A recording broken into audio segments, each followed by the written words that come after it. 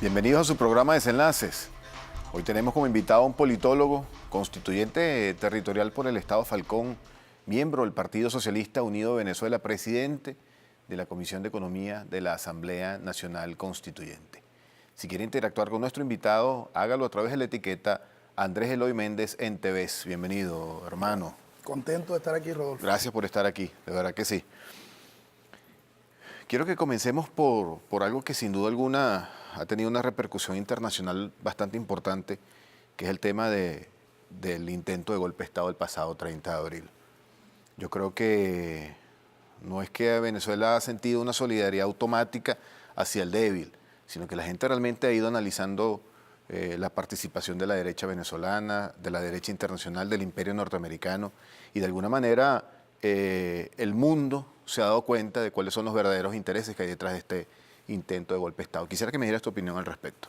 Sí, Rodolfo. Primero creo que es conveniente analizar el tema del golpe de Estado como en su contexto histórico, ¿no? El primer golpe de Estado que se planteó contra el presidente Chávez fue el mismo diciembre del 98. Un grupo de generales de la derecha, involucrados en el gobierno de Caldera, plantearon no permitir que tomara posesión el presidente Hugo Chávez. Desde ese mismo instante hasta este último golpe de Estado derrotado por parte de estos dos, yo lo llamo un golpe de Estado de dos narcisos desesperados. Las fotos lo que denotan es desespero y además un tremendo narcisismo de estos dos muchachos, bueno, ya no tan muchachos, que no le permitió esa misma visión individual compartir incluso con los otros sectores de oposición esta información y por ende sectores de oposición que pudieron haberlos acompañado y lo critican, hay que verlo, y sectores de oposición que estamos convencidos que no van a hipotecar de pronto su historia, su comportamiento en esta aventura, como es el caso de Claudio Fermín, que creo que ha marcado distancia muy clara, el mismo Eduardo Fernández, que dejó la aventura golpista en la que sí tuvo en el año 2002, creo que tuvo un aprendizaje de ello, y pudiéramos decir también el mismo Henry Falcón, último candidato presidencial de la oposición. De manera que nosotros lo que hemos venido diciendo, y esto lo deja de manera patente ante la opinión pública, es que hay un sector que hoy controla la oposición, un sector de ultraderecha, Voluntad Popular, Primero Justicia, con algunos aliados en otros partidos, que son golpistas, que son fascistas, que no creen en la democracia, que le conviene que cada vez que haya un acto electoral, la oposición no esté preparada para participar bajo cualquier excusa, como lo hicieron en el 2005, para luego ir desarrollando un expediente fuera de la vida democrática del país. Bueno, ya está claro. Ahora, eso tiene sus consecuencias internacionales y nacionales. Primero, la lectura internacional.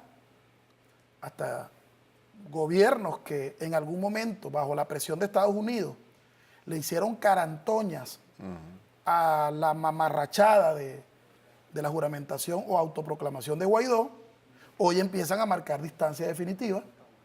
Brasil no recibe en su embajada a los militares conjurados en el golpe. Chile tampoco lo recibió.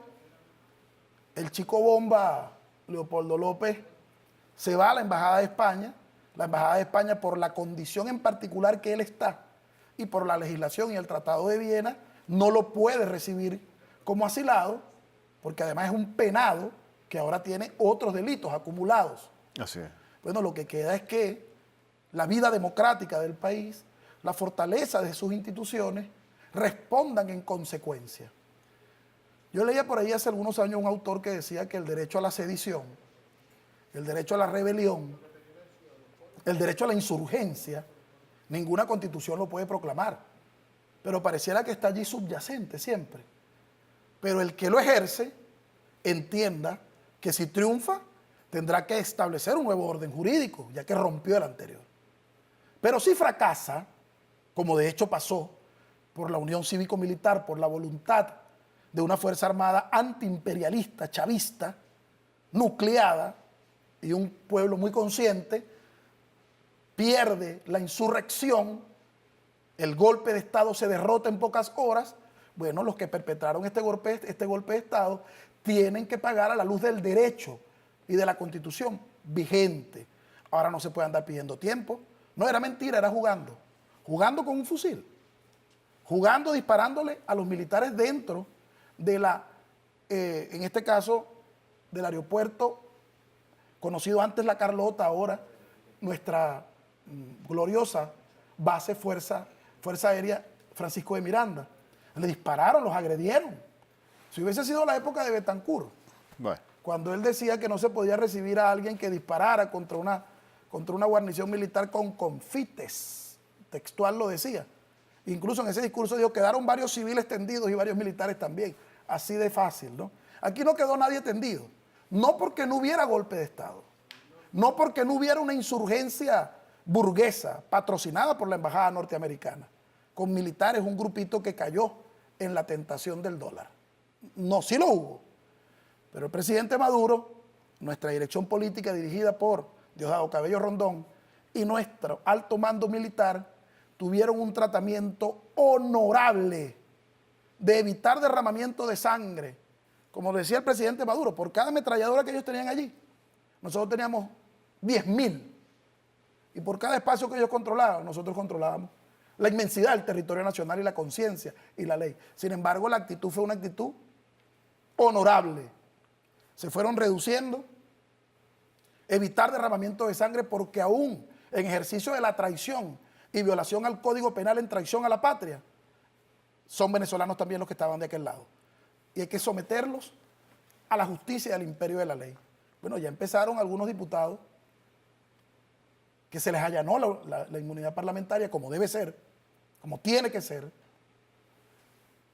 a esconderse en el carro, pues, con $10.000. Yo creo que estaba cuidando más los $10.000 que el carro. O las dos cosas, ¿no? Pero ya sabemos cómo andan, ¿no? ¿De dónde viene ese dinero?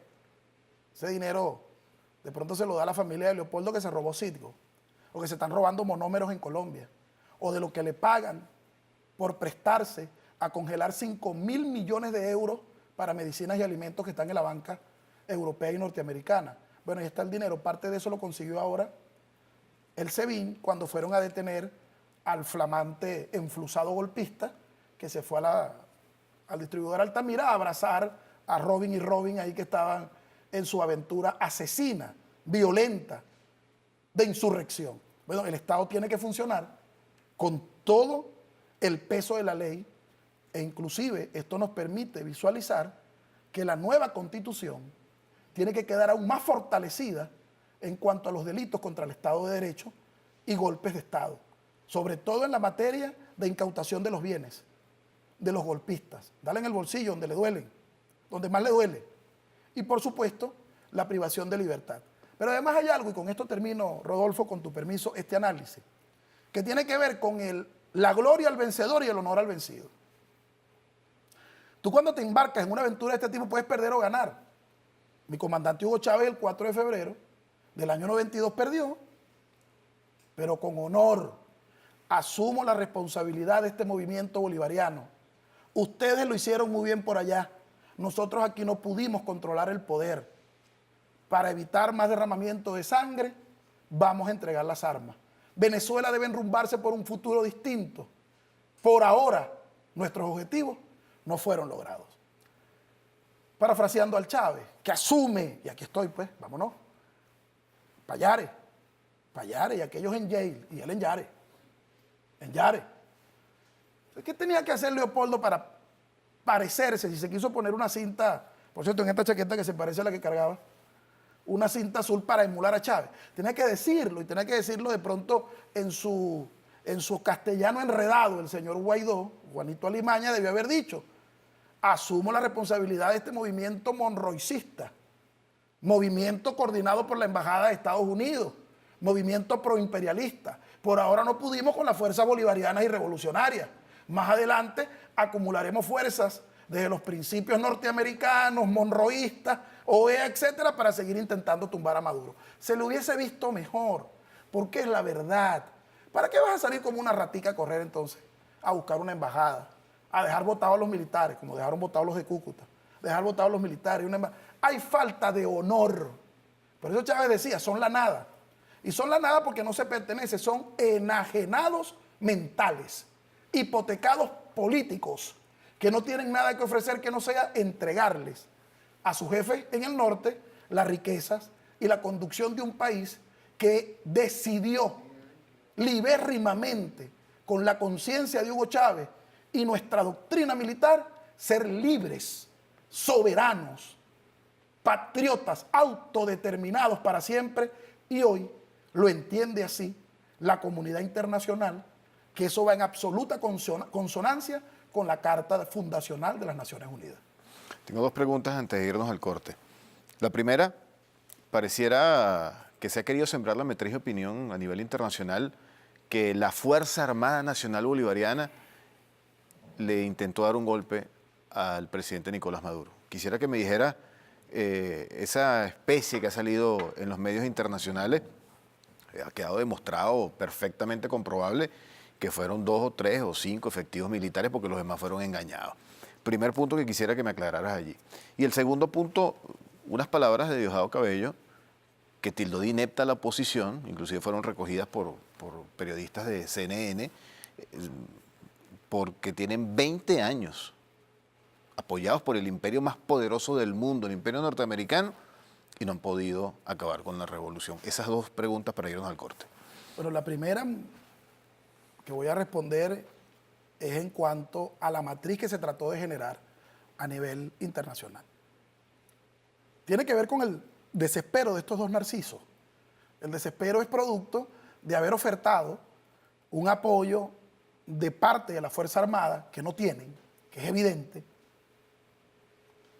y además ofrecer que al salir Leopoldo la gente iba a volar, bueno, como si fuera un concierto de Ricky Martin, pues. Iban a salir por miles y miles y miles, y eso iba a generar allí una masa crítica que con disparos, armas, etcétera, iba a generar los muertos necesarios para una intervención.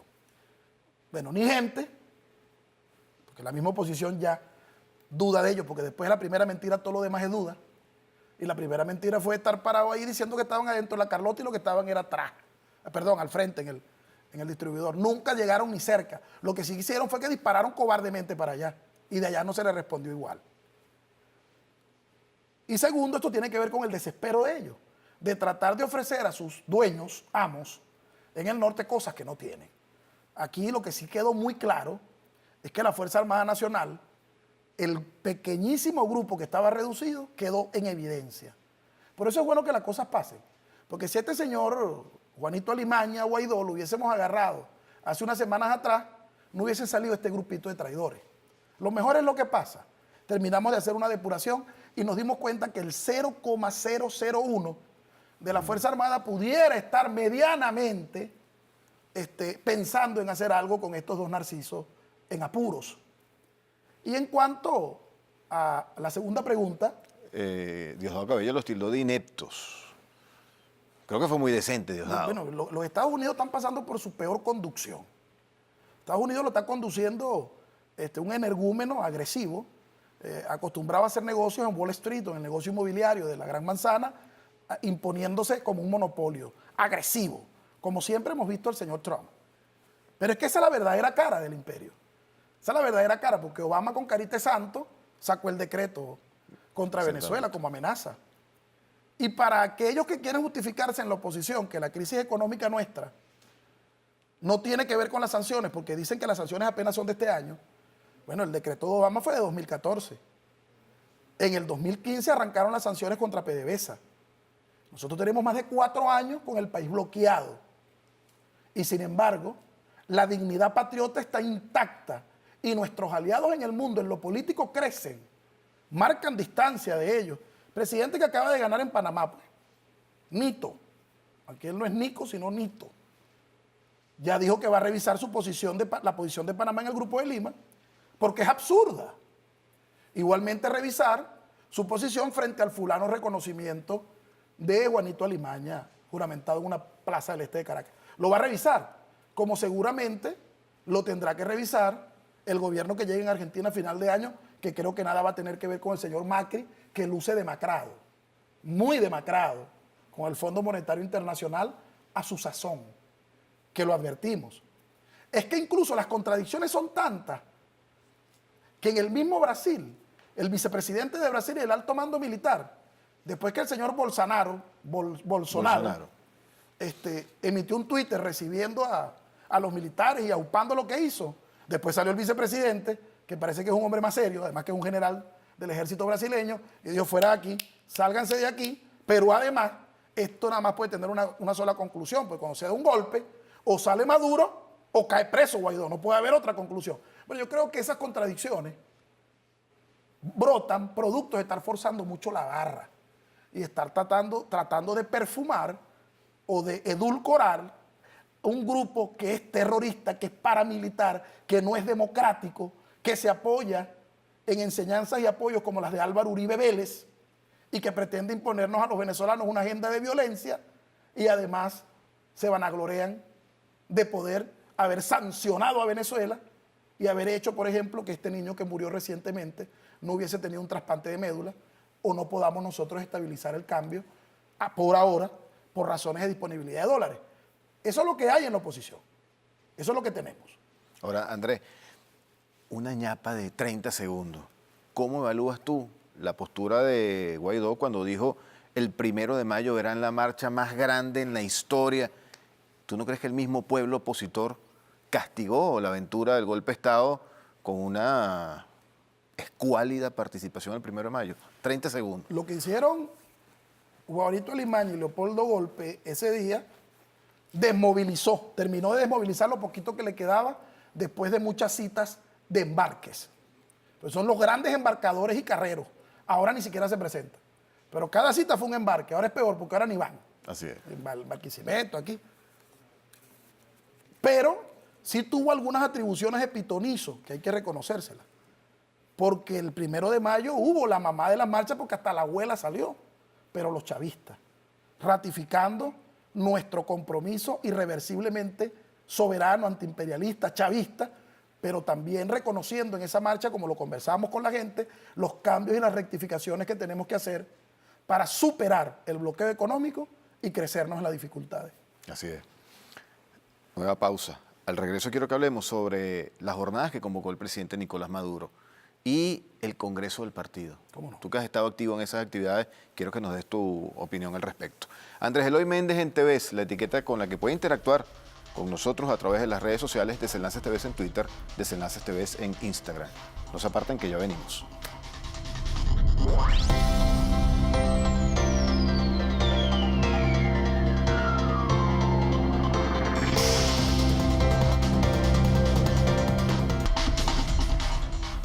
Seguimos con más de su programa Desenlaces, acompañado de Andrés Eloy Méndez. Andrés Eloy, habíamos dejado el análisis de estas jornadas de diálogo que convocó el presidente Nicolás Maduro. Tú como una persona formada en la ciencia política, ¿cómo evalúas ese constante llamado del presidente Nicolás Maduro a oír al pueblo, a oír los sectores populares, a analizar cuáles son sus dificultades? Porque no tan solo el presidente dijo, bueno, vamos a ver en qué estamos fallando, vamos a ver qué tenemos que exponenciar, que estemos haciendo bien, y de paso, qué ideas nuevas surgen de ese debate. ¿Cómo evaluar ese constante llamado del presidente Nicolás Maduro a escuchar al pueblo? Bueno, desde el punto de vista de la ciencia política, eso se llama legitimidad de funcionamiento. Hay teorías sobre el tema que habla de la legitimidad de origen, que es la que tiene que ver con el acto electoral, que te da el origen de tu legitimidad. Pero luego tú podrías deslegitimarte, o por el contrario, legitimarte permanentemente a lo largo del funcionamiento de tu ejercicio, ¿no? Podríamos llamarlo legitimidad de funcionamiento o legitimidad en el ejercicio del cargo. Creo que el presidente Maduro se ha venido legitimando no solo en sus 2 elecciones presidenciales, sino también se ha venido legitimando en el ejercicio. Y ahí no hay falla, ahí no hay maña porque es con el carnet de la patria. El que va pasa su código QR como asistencia, además firma, por supuesto. Pero aquí estoy presente de manera inalterable. Esto yo siento, Rodolfo, esto es una opinión muy personal, que no había manera de afrontar y poder superar todo este bloqueo, todo este ataque híbrido que hemos tenido, psicológico, económico, político, inclusive físico, en el caso eléctrico, ataques directos, al sistema eléctrico, no hubiese sido posible superarlo sin Chávez si no hubiésemos tenido permanentemente una consulta y un diálogo permanente con el pueblo. No creo. De verdad que lo digo con toda responsabilidad. El presidente Maduro lo que fue en búsqueda del pueblo Chávez, del método Chávez, que entiendo que es lo que hoy está en el tapete en cuanto a los nombres, al método y a la forma de ejercer al gobierno, porque si para algo sirven los latigazos de la contrarrevolución, es para enseñarnos el camino por donde avanzar e inclusive apresurar el paso hacia la entrega de un gobierno cada vez más horizontal. Pero cuando tú horizontalizas el gobierno y las decisiones, asumes los errores de manera colectiva, la gente entiende que te equivocas en la dirección correcta. Claro. Y cualquier rectificación es válida. Por eso yo celebro este planteamiento. Y celebro incluso que vayamos a fondo a las comunidades, a escuchar y a tomar decisiones para luego gobernar también desde esas comunidades. Gobierno de calle, que por ahí empezó y quedó frío. Claro, no son pocas las cosas que han pasado. Pero esta arremetida eléctrica, económica, golpista, tiene que de inmediato llevarnos a nosotros a una contraofensiva revolucionaria. Y si somos gobierno y tenemos en el gobierno aquello que se llama el poder, tú no puedes tener el poder solo por tenerlo o por ser el mismo un fin. No, el poder es un medio para entregárselo y empoderar al pueblo en sus decisiones. Y creo que eso va en la dirección correcta. ¿Esas jornadas cómo se vivieron? Lo que vimos por lo que registraron los medios de comunicación y a donde pudimos asistir era realmente, más allá de un deseo de participar en cualquier actividad que promueva el gobierno nacional y nuestro presidente Nicolás Maduro, que de aquí le enviamos un saludo. Yo creo que la gente está consciente, Andrés Eloy, no sé si compartes esta teoría, de el papel histórico que está jugando el pueblo en esta coyuntura. Allá iba. Tú sabes que todo proceso político, como cualquier, vamos a poner un ejemplo, un símil simple, como una novela, como cualquier proceso histórico, como cualquier novela, tiene un protagonista. Nosotros en la ciencia política lo llamamos como el sujeto histórico, pues. Pero es el protagonista, pues es el que ejerce el protagonismo. Ya el pueblo venezolano, en su forma trabajador, comuna, campesino, estudiante, obrero, petrolero, etcétera, el pueblo chavista y el pueblo venezolano, incluso más allá del chavismo, entendió que es el protagonista y es el sujeto histórico de una historia que no llegó a su fin y que ellos mismos pueden escribir. Así es. ¿Ah? Que no es como dice Francis Fukuyama que llegamos al final de la historia, sino por el contrario, empiezan los pueblos a escribir su historia y después que se declama el final de la historia, después de la caída del muro de Berlín y después de la perestroika a finales de los 80 y se erige la Thatcher y Reagan como los grandes finalizadores de la historia del modelo de ese Estado burgués, la primera revolución que insurge contra ellos fue el Caracazo en el mismo 89. Y después en el 92 la insurrección militar, que hoy es Unión Cívico-Militar consciente que participa por millones, 6,5 millones de militantes del Partido Socialista Unido de Venezuela, pero también 2,5 millones de milicianos, que son pueblo y Fuerza Armada, que están allí conscientes de que lo central en este momento es la defensa integral del territorio, manejar inteligencia, información, cada pájaro en su estaca, pero también sembrar y producir, porque la mejor forma de arrancar la economía es sembrando, produciendo, que creo que ahí el partido está teniendo un gran acierto en este despliegue, sembrando y produciendo, pero con genética propia. No esperemos que nos envíen la semilla que viene en el barco y que de por ahí se va para Agropatria y después Agropatria le da el poquitico que hay a un grupito y si es posible la bachaquean. Ese esquema es erróneo. Nosotros tenemos que agarrar todo ese esfuerzo, toda esa logística, todo ese dinero, ese personal y hacer bancos de semillas criollas en cada municipio. Banco de maíz guanape, de maíz chuco, de maíz criollo. La pira que llamamos en la sierra allá en Falcón, que es la caraota criolla. En la semilla el pimentón. Nosotros no comemos el ají y botamos la semilla. Sí, nos comemos el pimentón y botamos la semilla. No, hermano, a la semilla que es la que crece. Hacer nuestro banco y hacer nuestros bioinsumos. Eso nos va a hacer libre. Así se levantó Vietnam. Así se levantó China, que es el gigante que es hoy. Y así, más la actividad petrolera y el gran gentilicio venezolano, se va a levantar esta patria de cero, sin que nadie se sobresalte, ni poniendo grandes expectativas, poco a poco en la dirección correcta, con el pueblo, consultando, pero también promoviendo desde el gobierno y desde el partido lo que es la salida económica y política en medio de este problema de bloqueo y ataques militares. Así es. Otra experiencia de participación extraordinaria la vimos en el Congreso del partido. Sí, cómo no. Yo creo que el venezolano también consciente de un deber patriótico, hoy decide militar y participar en un partido de avanzada como es el PSUV. ¿Cómo se vivió ese Congreso? No hay nada más fuerte que a una idea que le llegó su momento. Yo le sumaría, no hay nada más fuerte que a una idea que le llegó su momento y su sujeto histórico se apropió de él. Eso es lo que está sucediendo. Y ojalá lo entendieran nuestros amigos y queridos compatriotas escuálidos. Que no queremos que voten por Nicolás, pero que entiendan que cualquier cambio de gobierno, en cualquier espacio, sea revocatorio, elecciones, lo que sea, es por la vía democrática y pacífica. Porque no es Nicolás. Cuando Chávez dijo en el 2009, yo ya no soy yo, es porque entendía que había logrado una transmigración de sujeto histórico a través de su irradiación como líder, como conductor, a un pueblo, y ese es el pueblo Chávez que anda en la calle, que el partido tiene que consultarlo, y es bueno hacerlo. Creo que Nicolás está haciendo lo correcto. Que el Congreso del partido recoge sus planteamientos, los lleva al jefe de Estado, pero que ahora en el nuevo método de gobierno también tenemos que retomar los consejos del Poder Popular Presidencial, para que tomemos decisiones en conjunto, y después vayamos a lo más importante, hacer la evaluación, si las metas y los objetivos se están cumpliendo, y ser muy concreto. Cada municipio, cada comuna tiene que tener una meta de cuántas hectáreas de maíz les toca, cuántas hectáreas de caraota les toca, cuántas hectáreas de arroz, cuántos cochinos van a engordar. Entonces ahí el camarita, y por aprovecho para enviar este mensaje, nos puede estar diciendo, no, es que no llegó el alimento balanceado, no llegó el barco con la soya al puerto. No, hermano, nadie anda atrás del cochino en el monte para que engorde, del váquiro, nadie anda atrás del venado para que engorde, con nuestra agroecología. Nosotros no somos ensambladores, no podemos seguir siendo ensambladores de paquetes agrícolas. Me envían el agrotóxico, me envían la semilla, entonces nosotros aquí la ensamblamos. Ah, carajo.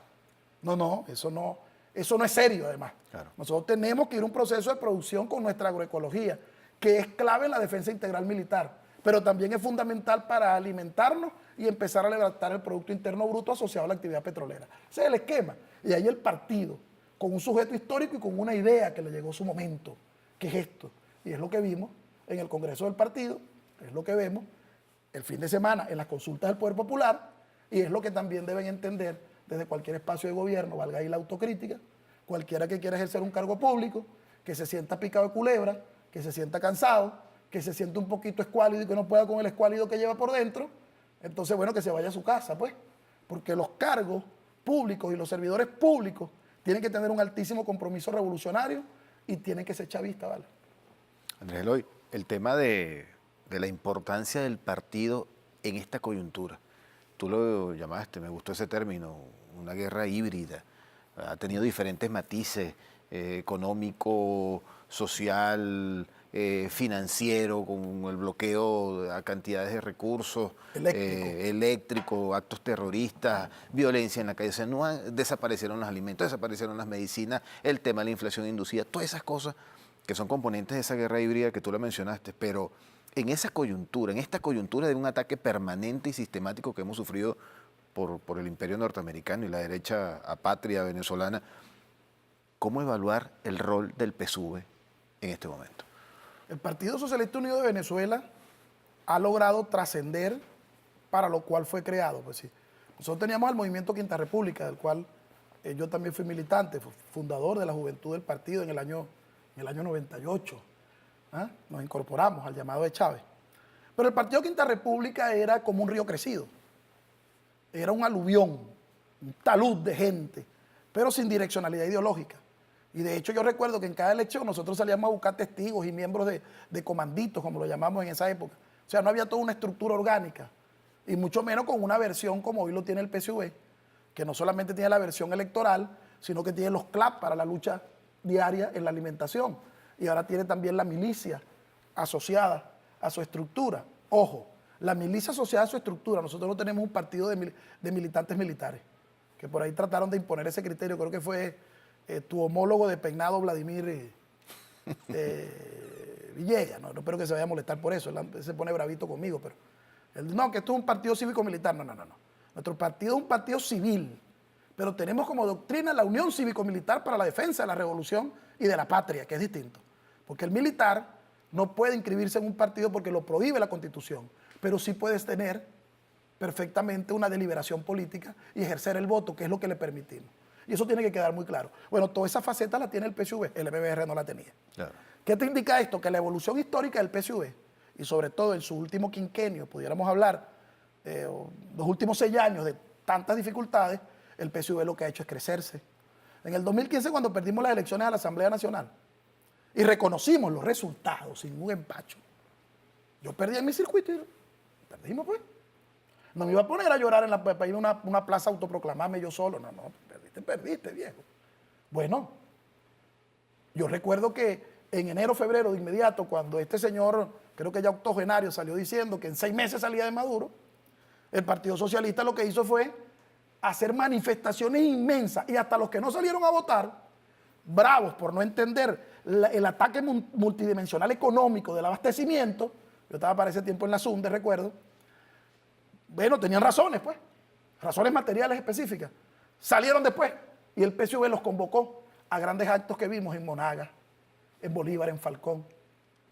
El PSUV es una vanguardia fiel del sujeto histórico de la revolución, hablando en términos politológicos, que no es más que el pueblo organizado, que el poder popular, que el pueblo campesino, que el pueblo trabajador, que ha entendido su rol en el momento histórico. Y aun cuando en un proceso electoral tuvo una derrota, fíjate lo importante de un partido orgánico, consciente, en 3 meses lo convirtió en una victoria política en las calles. Es cierto. ¿Verdad que le da envidia a la oposición un poquito eso? Seguramente. No tener un partido hermoso, como ellos dicen, no, que las chavistas son feas, no, son hermosas. Son hermosas. Lo que pasa es que vas a ver el burro de caramelo si lo que come es paja. Son hermosas y nuestro pueblo es hermoso. Por miles se fue a Miraflores el 30 de abril, miles. Y el 1 de mayo, bueno, por millones. Todo eso está siendo gestionado por un partido que aún debe avanzar en su comisionaduría política, en el gobierno, en el control político, en la formación ideológica, pero los pasos que ha dado, y hay que decirlo, pues, con el liderazgo fuerte del camarada Diosdado Cabello, es muy encomiable y lo coloca en un sitial privilegiado histórico como partido, vanguardia de los pueblos de la América Latina. Así es. Última pausa. Y al regreso te propongo 2 cosas. Que hablemos del tema económico, Correcto. de esa protección al pueblo que ha brindado la Asamblea Nacional Constituyente. Buena parte de esa responsabilidad la llevas tú al presidir la Comisión de Economía. Y que respondas algunas preguntas de la audiencia a través de la etiqueta Andrés Eloy Méndez en TV.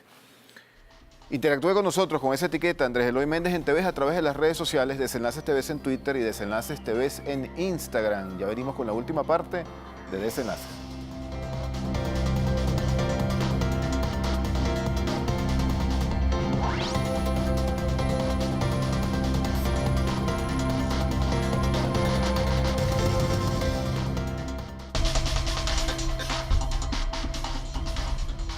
Hemos llegado a la última parte de su programa Desenlaces, acompañado de Andrés Eloy Méndez. Este programa ha pasado volando.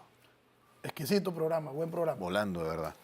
Hermano, el tema económico, pero antes de entrar en el tema económico, quisiera, con la claridad que siempre te caracteriza, hacer el marco contextual con la Asamblea Nacional Constituyente.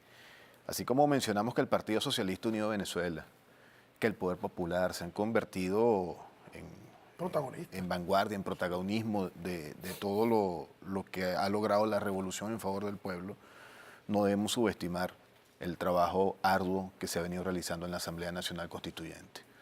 Sí, ahí hemos venido abordando temas de la economía en el marco de esta guerra híbrida, pero que ha tenido su mayor expresión en el ataque del bloqueo económico.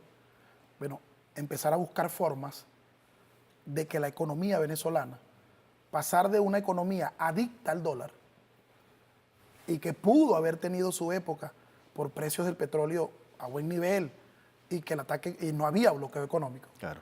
a una realidad con bloqueo económico donde ya tú no puedes pretender tener un control de cambio. No puedes de pronto pretender decretar un precio del dólar. Bueno, porque no los tienes. Y además, si los tuvieras o lo que estuvieras, no pueden estar al servicio de financiar un sector que lo que hace luego es venderlos al otro sector más caro o apropiarse de una bicicleta cambiaria. Esto ha hecho levantar la ley de ilícitos cambiarios.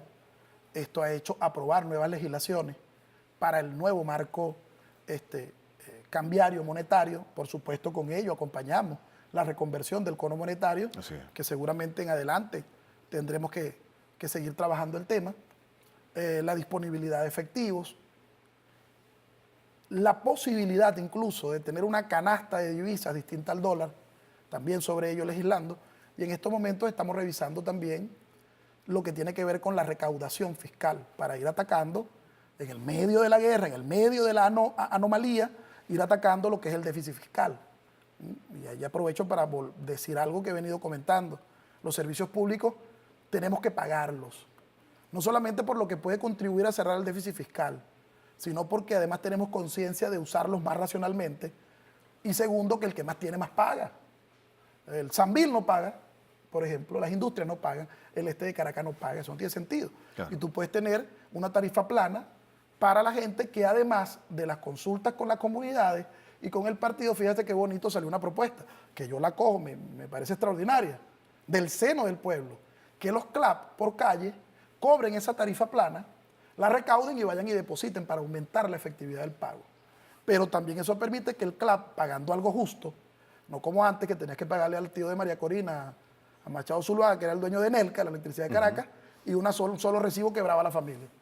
O una llamada para Gustavo Rosen, que era el dueño de la CanTV, con sus socios en Canarias, una llamada quebraba la familia, entonces las muchachas enamoradas se ponían a llamar por arriba del teléfono para poder llamar porque la mamá las botaba de la casa. Eso era la verdad. Nosotros no vamos para allá, pero nosotros podemos ir a un cobro sostenible, eficiente, por la misma comunidad, que ya el jefe de CLAP, de calle, por calle, cobra la comida y la deposita igual al Ministerio de Alimentación. Aquí lo haríamos con la electricidad, claro. Lo haríamos con el agua. ¿Y a qué estamos contribuyendo? A cerrar el déficit fiscal.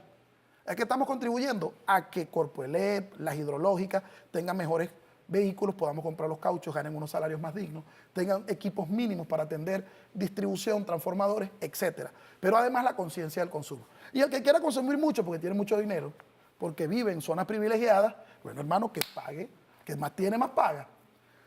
Sector, el aspecto del déficit fiscal. La gente dice, ¿qué tiene el déficit fiscal conmigo? ¿Qué ver conmigo? Bueno, muy sencillo. Cuando el déficit fiscal es muy alto, hay que imprimir dinero y eso presiona el dólar, porque es dinero inorgánico. Y cada vez que tú presionas el dólar para pagar salario, imprimes, presionas el dólar se pone más caro. ¿Qué pasa con las cosas en la calle? Se pone más caro. ¿Y qué pasa con tu salario? Se va devaluando. Es un sistema la economía. Y debemos cada vez más comprender, dejando dicho que la gente ha entendido muchísimo ahora cómo funciona la economía. Lo hemos venido entendiendo de a pie, porque la economía no es un acto de grandes barbudos, calvos, muy serios, viejos, no. La economía es cómo la ciencia, matemática, la econometría mide lo que el pueblo hace para vivir, comprar bienes y servicios, cómo produce, claro, su nuevo modo de producir, etc. O sea, eso se ha entendido muy bien. Y la gente está proponiendo, por ejemplo, cerrar el déficit fiscal por la vía de que los CLAC cobren los servicios, incluso ellos conviniendo las tarifas y empezar a pagarlos. Igual el tema de la gasolina, igual el tema de los impuestos. Tenemos una evasión muy alta, una evasión alta de los impuestos. Nosotros necesitamos asociar el RIF, que todo RIF tiene una cantidad de talonarios de facturas o en la secuencia de facturas de la máquina fiscal. Pero cuando tú vas a pagar impuestos, te dicen, no, está quebrada la empresa. No voy a pagar impuestos porque este año no gané nada. Hay que asociar el RIF no solamente a la máquina fiscal y al talonario, sino también en una cuenta bancaria. Porque tenemos empresas quebradas y dueños multimillonarios. Sí, manejan grandes sumas. Por decirte algunas de las cosas que están en la mesa para poder tener mejor equilibrio fiscal, y que la Comisión de Economía no solamente lo viene trabajando de Eduardo Piñate, que lo estamos trabajando nosotros.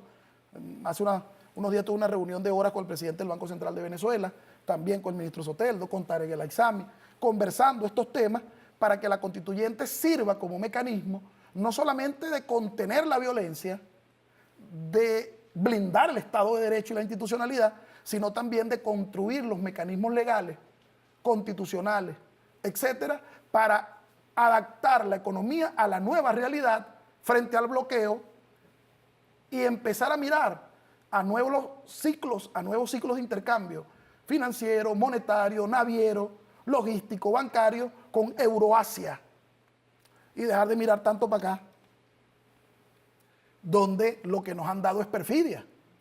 Nosotros tenemos que empezar a mirar directamente a encadenar los procesos comerciales, financieros, monetarios, navieros, con India, con China, con Rusia, con Sudáfrica, que acaba de celebrar sus elecciones, etcétera, y que esto permita superar el bloqueo criminal, inhumano, inmoral que nos impone el imperio estadounidense, avalado por el señor Ledesma, el señor Borges, el señor Capriles y por supuesto hoy encabezado por este ventrículo parlante, mal hablado además, del señor Juanito Alimaña Guaidó. Pues, esa es la realidad. Claro. Ahora no podemos quedarnos inertes, tenemos que buscar nuevos mecanismos. Al respecto, hay unas decisiones que se están tomando, con las cuales yo estoy conteste. Ahora vamos a ver cómo se ejecuta. Arrancó ya el tema de las mesas de cambio de dinero en los bancos. Explícanos eso, ¿cómo funciona eso? Eso es una medida que en el contexto que acabamos de analizar creo que pudiera tener un resultado importante. Que todos los bancos, públicos y privados, en sus taquillas, la gente vaya con los bolívares y el banco le entrega sus dólares al cambio. O viceversa, la gente va con los dólares y le entrega sus bolívares. Bueno, como funcionaba antes el control de cambio, pues. Porque la gente, mientras sienta que no puede accesar de manera inmediata al dólar, se lo va a estar comprando a terceros, a cuartos que le meten ganancias y el dólar va a seguir teniendo una especulación más de la debida. Cuando tú logras que la gente pueda, como era antes, en las casas de cambio, ahora en los bancos, la gente pueda dar su dinero y le entregan sus euros, o si el hombre va para China, le entregan sus yuanes o sus renminbi, o él viene con sus dólares y le dan sus bolívares al cambio, todos los días publicas la tasa, salimos de aquellos marcadores perversos del sobresalto terrorista y la gente empieza a intercambiar con su propia divisa y el Estado participa en todo caso como un ente que busca siempre que los techos de precio no se desborden y cuando deba concursar, concursa. Yo creo que eso va a ser clave para la estabilización cambiaria. Después de estabilizar el cambio, viene la estabilidad de precios, donde la SUNDE tiene un rol que debe retomar y posteriormente tiene que venir el incremento real del salario, pero que ya no se vuelva a salir agua. Claro. Tiene que haber la estabilidad. Entonces creo que vamos a observar con mucho cuidado el desempeño de estos días de esta mesa de dinero en los bancos, donde tú puedas empezar a tener un intercambio progresivo, cada vez ojalá mayor, de tu divisa a través de una casa de cambio, igual que ahora va a estar en el sistema bancario nacional, público y privado. Excelente. Tenemos algunas preguntas de la audiencia a través de la etiqueta Andrés Loy Méndez en TVs. Nos dice el usuario DJ2000 Mix en Twitter. Hermanos, saludos desde Katia. Mi pregunta es, ¿son las sanciones el motivo por el cual el Banco Central de Venezuela ha dejado el manejo de divisas extranjeras en el país? Sí, relacionado un poco con lo que estábamos hablando. Por ejemplo, pongo un ejemplo muy concreto. A mí me gusta mucho la economía hablarla en términos muy criollos. Claro, así debe ser.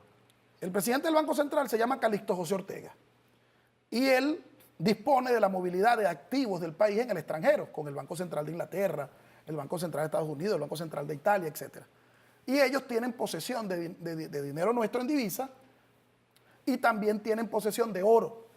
Bueno, a razón de que Juanito Alimaña se autoproclamó en la Plaza del Este de Caracas, ese Juanito Alimaña envió un oficio, yo lo tengo además, al Banco de Inglaterra y nosotros dejamos de accesar a 1.200 millones de dólares en oro que están allá porque el Banco de Inglaterra, solo porque este señor fue a una plaza y se juramentó, se autoproclamó, dice que no está seguro si Calixto José Ortega es el presidente del Banco Central o el que va a nombrar Juanito Alimaña.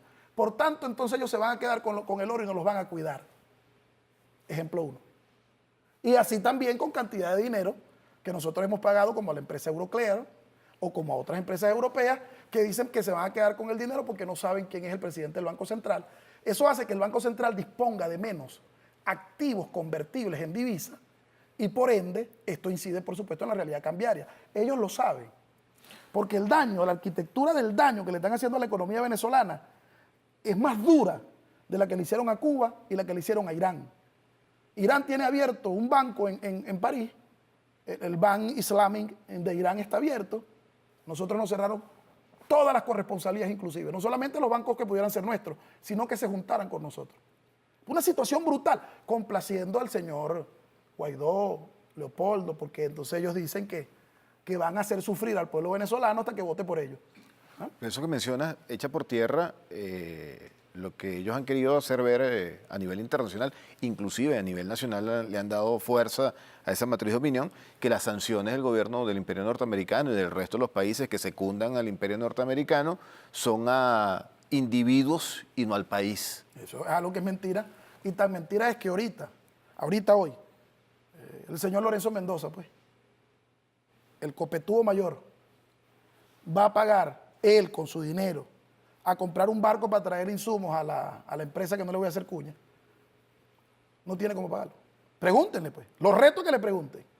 La sanción es para todos. Claro.